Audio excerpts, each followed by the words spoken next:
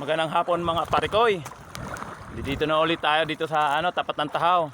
Gamit pa rin namin yung traditional net.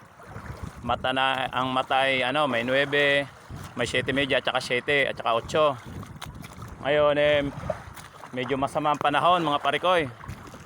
Kita nyo may low pressure kasi mga parikoy. Kaya magtsatsaga lang muna kami rito. Baka sakaling lumabas yung alumahan. Kagabi hindi na upload yung video dahil na-delete. Kaya ito ngayon parikoy. Sana patsamba tayo ngayon parikoy. Baka sakaling may alumahan. Ayan. Lalaki ng alon parikoy. Tapos sama ng panahon Ay, kasama ko uli yung anak ko parikoy. Ayan.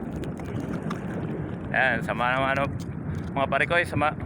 Kita nyo yun mga subas ko. Ang dami. Dilim.